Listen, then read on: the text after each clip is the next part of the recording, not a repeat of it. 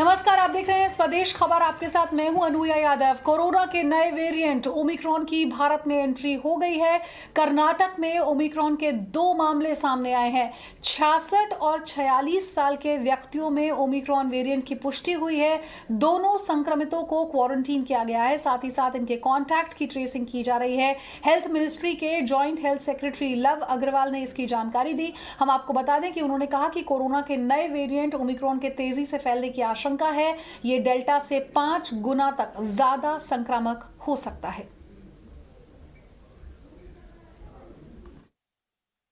हमारे देश में 2 ओमिक्रॉन वेरिएंट के केस हमारे इस नेटवर्क के द्वारा डिटेक्ट किए गए हैं कर्नाटक में, जिसकी रिपोर्ट कल रात काफी लेट आई थी, जिसको हम आपके सामने रखना चाहेंगे। और वह जो 2 केस हैं उनके बारे में हम बताना चाहेंगे कि उसमें से एक केस 66 साल के एक मेल हैं, दूसरा केस 46 साल के एक मेल हैं। और जैसे कि हमारा प्रोटोकॉल है, ना कि हमारे इंसाकॉग नेटवर्क ने उसको समय पर डिटेक्ट किया, बल्कि as a protocol, as a practice जो हमारी कॉन्टैक्ट ट्रेसिंग की पद्धति भी शुरू हुई है, और जितने उनके प्राइमरी कॉन्टैक्ट हैं और जितने सेकेंडरी कॉन्टैक्ट हैं उन सबको ट्रेस कर लिया गया है और उन सबकी टेस्टिंग करके उनको एज पर प्रोटोकॉल हम कोऑर्डिनेट कर रहे हैं। और देखिए, दिल्ली में बेल्जियम, नेदरलैंड्स और यूके से आए 4 लोग कोरोना पॉजिटिव पाए गए हैं और उन्हें अस्पताल में भर्ती कराया गया है, लेकिन उन्हें ओमिक्रॉन वेरिएंट का संक्रमण है ये अभी तक पता नहीं चल पाया है। वेरिएंट्स का पता लगाने के लिए उनके सैंपल जीनोम सीक्वेंसी के लिए भेजे गए हैं, जबकि उनके संपर्क में आए 4 लोगों को निगरानी में रखा गया है। दिल्ली सरकार के स्वास्थ्य मंत्री सत्येंद्र जैन ने कहा कि प्रभावित देशों की फ्लाइट से आने वाले यात्रियों की एयरपोर्ट पर टेस्टिंग करवाई जा रही है। सत्येंद्र जैन ने फिलहाल दिल्ली में कोरोना के हालात को कंट्रोल में बताया है। जो भी अफेक्टेड कंट्रीज हैं उनसे आने वाली फ्लाइट्स में सभी लोगों को एयरपोर्ट के ऊपर आरटीपीसीआर टेस्ट सबका किया जा रहा है। जो बाहर से आने वाले जो पेशेंट हैं उसमें 4 लोग ऐसे हैं जो पॉजिटिव पाए गए हैं, उनको एलएनजेपी हॉस्पिटल में रखा गया है। और उनके साथ 4 लोग और हैं जो कि अभी कंफर्म नहीं है कि पॉजिटिव है नहीं, क्योंकि उनके क्लोज कॉन्टेक्ट हैं, वो रिलेटिव हैं या घर बिल्कुल साथ हैं। तो उनका टेस्ट दोबारा किया जा रहा है। आज उसकी रिपोर्ट आएगी वो पॉजिटिव है या नहीं है, परंतु अभी ये नहीं पता कि ओमिक्रॉन है या नहीं। और देखिए, ओमिक्रॉन वेरिएंट ने दुनिया से लेकर देश तक को हिला दिया है। दिल्ली में इस वेरिएंट को लेकर डीडीएमए ने बड़ा फैसला लिया है। ले सकती है डीडीएमए, जिसके तहत सार्वजनिक स्थानों पर बिना वैक्सीनेटेड लोगों की एंट्री बैन की जा सकती है। इस फैसले के बाद 15 दिसंबर से अनवैक्सीनेटेड लोगों की दिल्ली मेट्रो, बस, सिनेमा और सरकारी ऑफिस में एंट्री नहीं होगी। फिलहाल डीडीएमए की बैठक में प्रस्ताव आया है और उम्मीद है कि जल्द ही ये लागू भी हो जाएगा। और ज्यादा जानकारी के लिए मेरे साथ मेरे सहयोगी समीर दीक्षित जुड़ गए हैं। समीर, क्या कुछ और जानकारी आपके पास यहां पर है? हालांकि ओमिक्रॉन वेरिएंट को लेकर दिल्ली में जो डीडीएमए है वो एक बड़ा फैसला ले सकती है। कोविड के नए वेरिएंट ओमिक्रॉन से निपटने के लिए, इस खतरे से पार पाने के लिए दिल्ली सरकार ने डीडीएमए के साथ हुई हाल की बैठक में कई सख्त कदम सुझाए हैं। दिल्ली सरकार ने इस बात का सुझाव दिया है कि यदि किसी भी व्यक्ति को जो कोविड वैक्सीन एक भी टीका ना लगा हो, यानी कि पूरी तरीके से अनवैक्सीनेटेड है, तो उसको किसी भी सार्वजनिक स्थल पर जाने की अनुमति ना हो। मसलन अगर आपको दिल्ली मेट्रो में यात्रा करनी है, दिल्ली बस में यात्रा करनी है, सिनेमा हॉल जाना है, शॉपिंग मॉल जाना है, और अगर आपने एक भी वैक्सीन नहीं लगाई है तो आपको जाने की अनुमति नहीं होगी। इस बात का सुझाव दिल्ली सरकार ने दिया है और इस बात को कहा है कि 15 दिसंबर से इसको लागू किया जाना चाहिए। इसके साथ ही दिल्ली सरकार ने यह भी सुझाव दिया है कि मार्च 2022 यानी कि अगले साल इस बात को लागू किया जा सकता है कि अगर कम से कम एक वैक्सीन लगी होनी चाहिए, और अगर एक भी वैक्सीन नहीं लगी है तो इस आदेश को पूरी तरीके से पालन किया जाना चाहिए। और अगर आपको कम से कम एक वैक्सीन लगी है तभी आपको जो पब्लिक प्लेस है, चाहे मेट्रो, पब्लिक बस हो, सिनेमा हॉल, शॉपिंग मॉल, इस तरह जगहों पर जाने की अनुमति मिल पाएगी। तो इस तरीके के कड़े कदम जो है वो दिल्ली सरकार ने सुझाए हैं डीडीएमए को, लेकिन अभी तक इस पर कोई ठोस फैसला नहीं लिया गया है। माना ये जा रहा है कि जैसे कि अलग अलग राज्य ओमिक्रॉन के खतरे से निपटने के लिए कई सख्त कदम उठा रहे हैं, दिल्ली में भी उसी दिशा में कुछ बड़े फैसले लिए जा सकते हैं। ठीक है, शुक्रिया समीर इस अपडेट को हम तक पहुंचाने के लिए। और देखिए, ओमिक्रॉन वेरिएंट को लेकर सभी राज्य अपने अपने हिसाब से नियम कानून लागू कर रहे हैं, जिसे लेकर लोगों में कंफ्यूजन है, खासकर राज्यों के एंट्री पॉइंट, एयरपोर्ट और रेलवे स्टेशन पर। वहीं औद्योगिक संगठन फिक्की ने सरकार से एक यूनिफॉर्म पॉलिसी बनाने की मांग की है, खासकर राज्य में प्रवेश को लेकर। फिक्की के अध्यक्ष उदय शंकर ने एक प्रेस रिलीज जारी कर इस बात पर जोर दिया। साथ ही साथ उन्होंने ये भी कहा कि सावधानी और वैक्सीनेशन से पहले से ज्यादा महत्वपूर्ण हो गया है।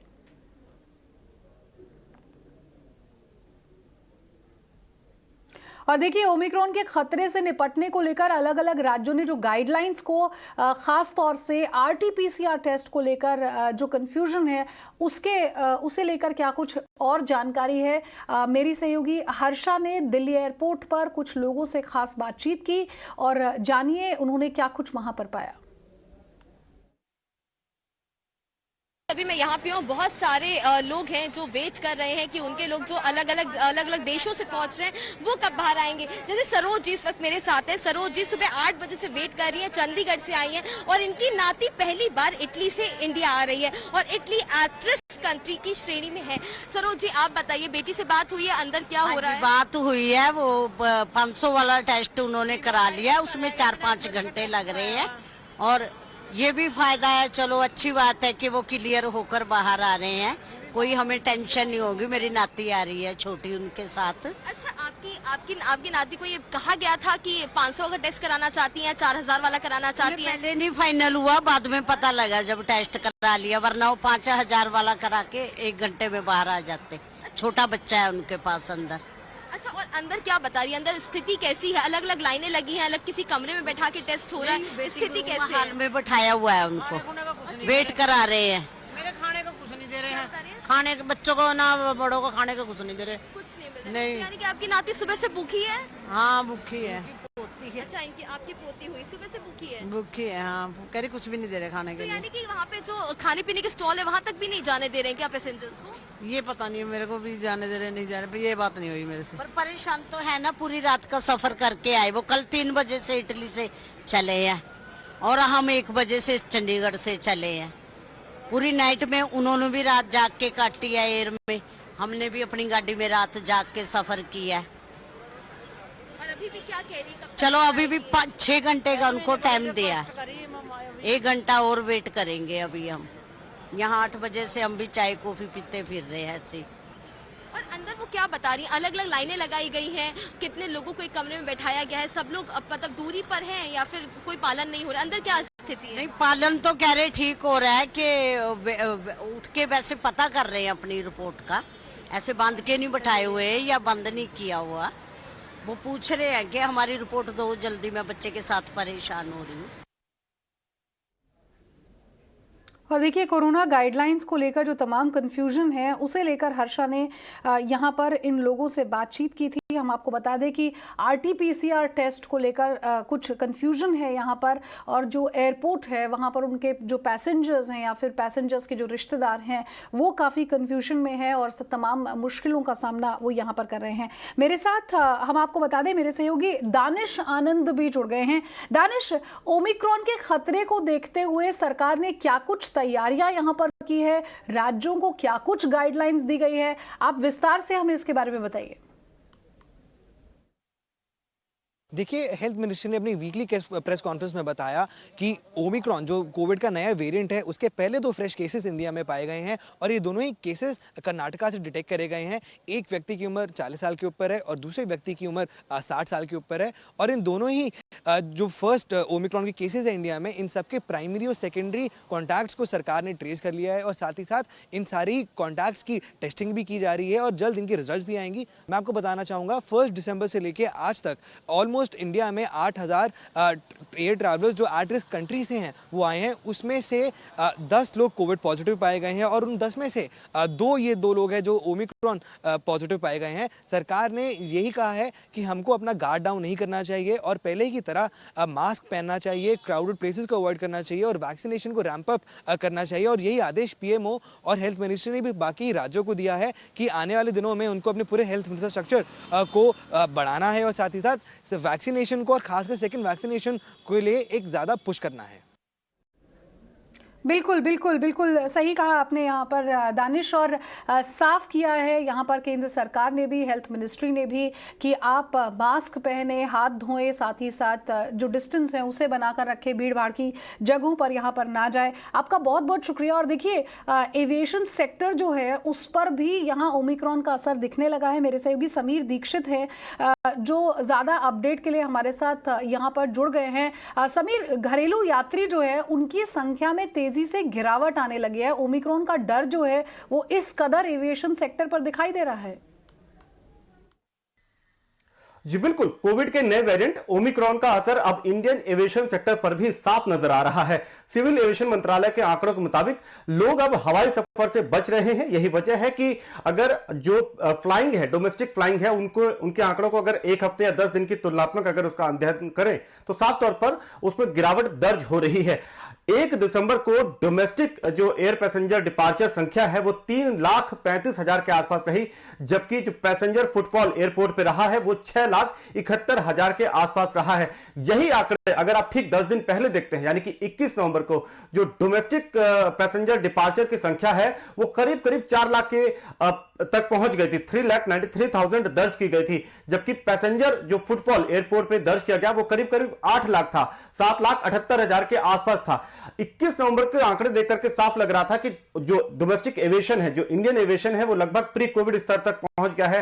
काफी तस्वीर बेहतर नजर आ रही थी, लेकिन ओमिक्रॉन का झटका अब एविएशन सेक्टर पर साफ तौर पर नजर आ रहा है। इंडस्ट्री एक्सपर्ट के मुताबिक जो पैसेंजर लोड फैक्टर है तमाम एयरलाइंस का, इंडिगो, स्पाइसजेट, उस पर भी असर देखने को मिला है। उसमें भी तकरीबन 5% की गिरावट देखने को मिली है।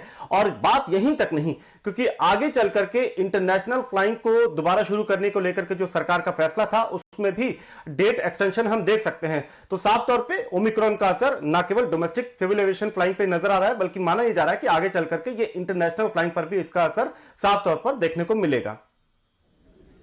ठीक है, शुक्रिया समीर दीक्षित इस अपडेट को हम तक पहुंचाने के लिए। इस वीक एक अच्छी और राहत भरी खबर आप इसे कह सकते हैं। आईआईटी के प्लेसमेंट सीजन की जो शुरुआत हुई है वो बेहद शानदार हुई है। आईआईटी रुड़की के छात्र को सबसे ज्यादा 2,15,00,000 रुपए यानी कि 2.25 करोड़ रुपए का पैकेज मिला है। खुशबू तिवारी मेरी सहयोगी मेरे साथ यहाँ पर जुड़ गई है। खुशबू, क्या कुछ जानकारी आपके पास है? अब प्लेसमेंट सीजन का पहला दिन जो है वो निकल चुका है और 2.25 करोड़ का पैकेज, कौन कौन सी और जानी मानी कंपनियां यहाँ पर प्लेसमेंट के लिए पहुंची हैं?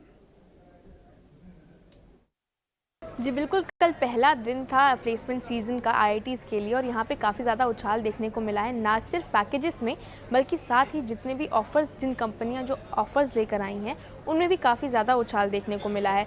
मसलन आईआईटी रुड़की या आईआईटी मद्रास की बात करें तो जिन कंपनियों ने ऑफ़र लाए हैं वो पिछले साल के मुकाबले काफ़ी ज़्यादा हैं। अगर हम देखें तो आईआईटी बॉम्बे में या फिर आईआईटी रुड़की में ही पिछले साल जहाँ 80 लाख रुपए के आसपास का हाईएस्ट पैकेज दिया गया था, इस बार 2 करोड़ और 15 लाख तक का हाईएस्ट पैकेज गया है आईआईटी रुड़की में। आईआईटी बॉम्बे, आईआईटी गुवाहाटी में भी 2 करोड़ से ऊपर तक का पैकेज गया है, हाईएस्ट पैकेज। और अगर डोमेस्टिक पैकेज की बात करें तो आईआईटी रुड़की में जो डोमेस्टिक पैकेज यानी घरेलू कंपनी की ओर से पैकेज है वो भी 1 करोड़ से ऊपर का रहा है। और यही नहीं, इस बार 1 करोड़ से ज़्यादा जो ऑफ़र दिए गए हैं उन स्टूडेंट्स की संख्या भी ज़्यादा है जिन्हें 1 करोड़ से ज़्यादा का ऑफ़र देखने इस बार मिला है प्लेसमेंट सीजन में।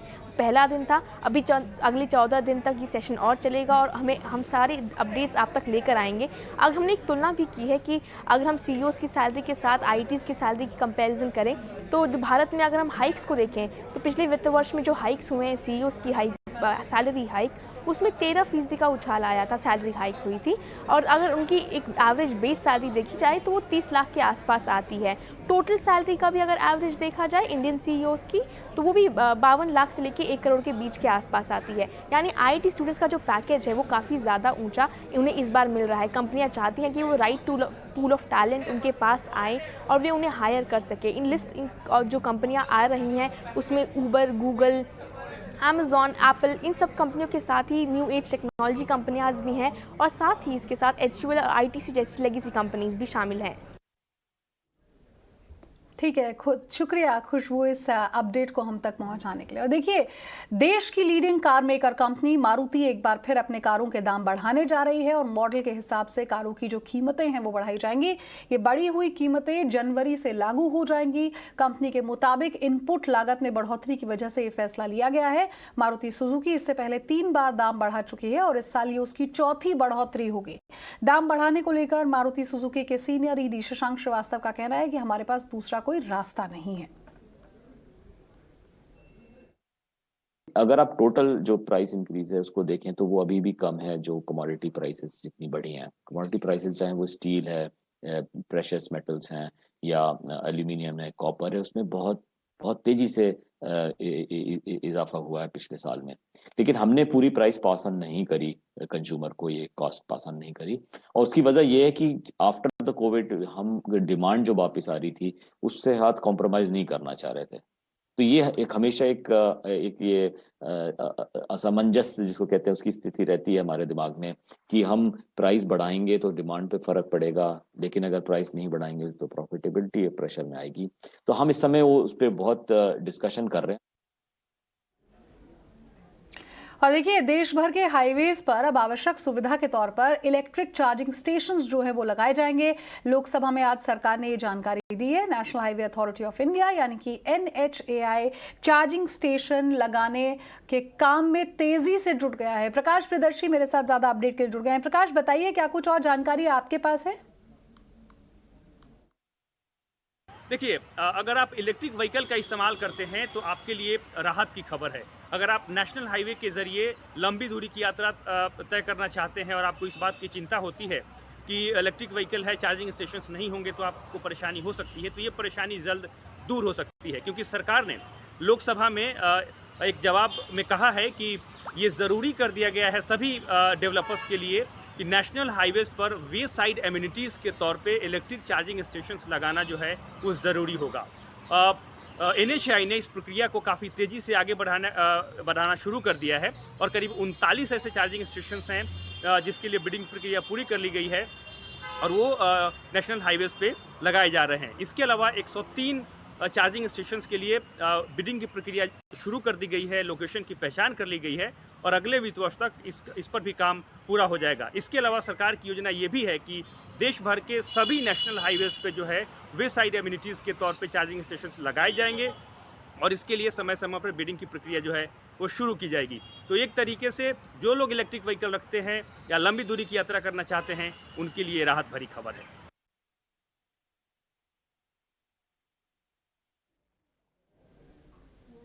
ठीक है, और देखिए, मेरा भारत बदल रहा है और आगे बढ़ रहा है, स्लोगन को सच करने का सपना शायद आनंद महिंद्रा ने अपने ट्वीट के जरिए हिंदुस्तानियों को दिखाया है। उन्होंने अपनी ही कंपनी का एक इनोवेशन शेयर किया है जो महिंद्रा की इलेक्ट्रिक सुपर हाइपर बटिस्टा है और दावा ये किया जा रहा है कि ये दुनिया की सबसे सुंदर और ताकतवर इलेक्ट्रिक हाइपर कार होगी। देखिए रिपोर्ट।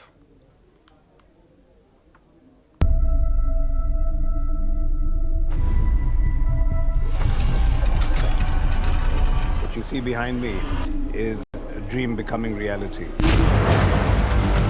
अब तक जब भी आपके दिमाग में सुपर कार की बात आई होगी तो आपका ध्यान सीधा फरारी, लंबोर्गिनी, बुगाटी, बेंटली और मासेराटी जैसी सुपर कार की ओर गया होगा।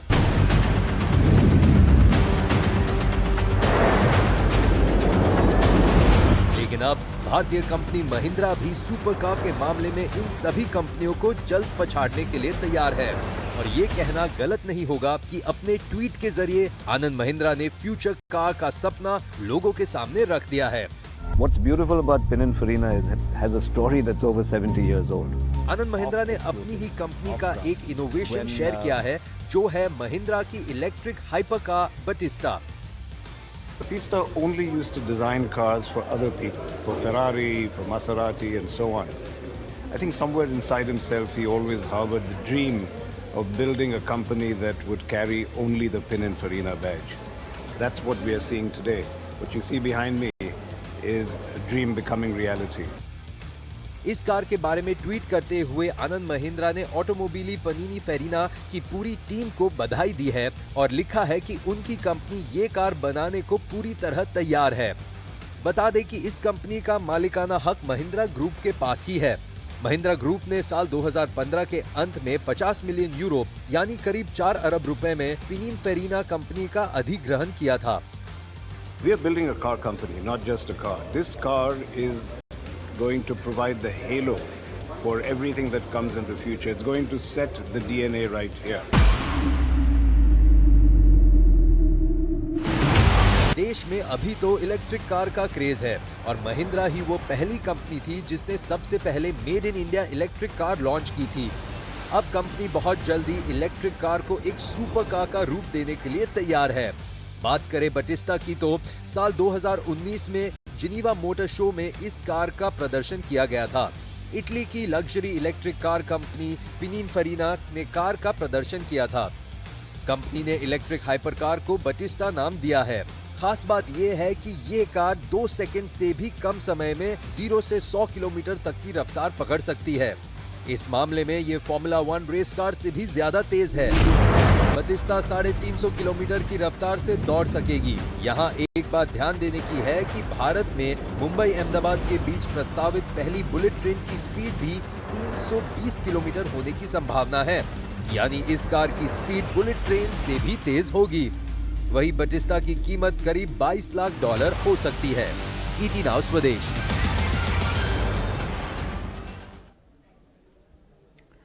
और देखिए, देश में कोयले की सप्लाई के चलते होने वाले पावर संकट जो है वो खत्म हो चुका है और खपत से बिजली की सप्लाई हो रही है।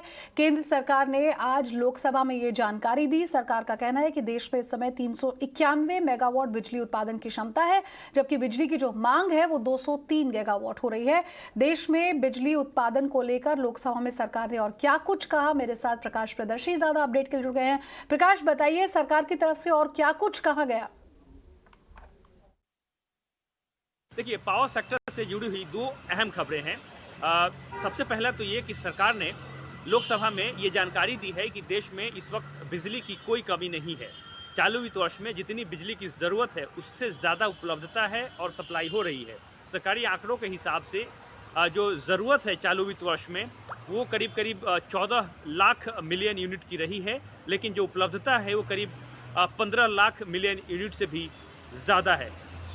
लिहाजा देश में इस वक्त बिजली की कोई कमी नहीं है। साथ ही साथ सरकार ने ये भी कहा है कि जो इंस्टॉल्ड कैपेसिटी है पावर जनरेशन की वो इस वक्त करीब 391 गीगावाट की है, लेकिन पीक आवर में जो पावर की डिमांड रही है वो सिर्फ 203 गीगावाट के आसपास रही है। लिहाजा जो भी रिक्वायरमेंट होगी उसको आसानी से पूरा किया जा सकता है। साथ ही साथ सरकार रिन्यूएबल पर भी काफ़ी फोकस कर रही है और 2030 तक 500 गीगावाट रिन्यूएबल एनर्जी की जो कैपेसिटी है वो डेवलप करने का टारगेट रखा है। इसको पूरा किया जाएगा। तो आने वाले दिनों में अगर ज़रूरत बढ़ती है तो रिन्यूएबल से भी इसको पूरा किया जा सकता है। दूसरी खबर कोल से जुड़ी हुई है। पावर प्लांट के पास जो कोयले की उपलब्धता है, जो स्टॉक है, उसमें अच्छी खासी बढ़ोतरी हुई है। सरकार ने अपने जवाब में कहा है कि इस वक्त 26 नवंबर तक पावर प्लांट के पास जो कोयले का स्टॉक है वो बढ़कर 9.5 दिन का हो गया है। इसका मतलब ये है कि अब जो संकट है वो लगभग खत्म होती हुई दिख रही है। 8 अक्टूबर से 26 नवंबर के बीच में जो स्टॉक है उसमें करीब 5.5 दिन की बढ़ोतरी देखने को मिली है। इसका मतलब यह है कि पावर प्लांट ने स्टॉक में अच्छी खासी बढ़ोतरी कर ली है। जो संकट है वो दूर होता हुआ दिख रहा है और एक पावर सेक्टर के लिए और कंज्यूमर के लिए काफ़ी राहत की बात है। ठीक है, शुक्रिया प्रकाश इस अपडेट के लिए। और देखिए, दिल्ली में प्रदूषण को लेकर सुप्रीम कोर्ट एक बार फिर से सख्त तेवरों में नजर आया। कोर्ट ने दिल्ली में स्कूल खुलने पर नाराजगी जताई और दिल्ली सरकार को फटकार लगाई। ये रिपोर्ट देखिए। दिवाली गुजरे, महीना गुजर गया है, लेकिन तब से पैदा हुआ प्रदूषण खत्म होने का नाम नहीं ले रहा है। पिछले कुछ वक्त से दिल्ली की हवा बेहद खराब स्तर पर पहुंच गई है। उधर दिल्ली में 29 नवंबर से स्कूलों को खोल दिया गया है, जिसको लेकर सुप्रीम कोर्ट ने दिल्ली सरकार को कड़ी फटकार लगाई है और पूछा गया है कि जब बड़े लोग वर्क फ्रॉम होम कर रहे हैं तो बच्चे स्कूल क्यों जा रहे हैं। वहीं सुप्रीम कोर्ट की फटकार के बाद दिल्ली सरकार ने बड़ा फैसला लेते हुए फिर से अनिश्चितकाल के लिए स्कूल बंद कर दिए हैं। उधर दिल्ली सरकार ने सुप्रीम कोर्ट के सवालों पर सफाई देते हुए कहा है कि दिल्ली सरकार ने प्रदूषण नियंत्रण के लिए उपाय करते हुए नवंबर में 1500 पुराने प्रदूषणकारी वाहन जब्त कर दिए हैं। साथ ही दिल्ली के भीतर कमर्शियल वाहनों के आने पर रोक लगा दी गई है। जरूरी सामानों को छोड़कर दिल्ली बॉर्डर से 10,000 गाड़ियों को डाइवर्ट किया गया है। कोर्ट में सुनवाई के दौरान सेंट्रल विस्टा प्रोजेक्ट का मुद्दा भी उठाया। वहीं सुप्रीम कोर्ट ने सुनवाई कल तक टाल दी है और केंद्र से सकारात्मक जवाब देने को कहा है। साथ ही ये भी कहा कि जरूरत पड़ी तो कोर्ट ही आदेश पारित करेगा। ईटी नाउ स्वदेश। तो स्वदेश खबर के इस बुलेटिन में मेरे साथ बस इतना ही। दीजिए इजाजत। खबरों का सिलसिला लगातार जारी है। आप देखते रहिए ईटी नाउ स्वदेश। नमस्कार।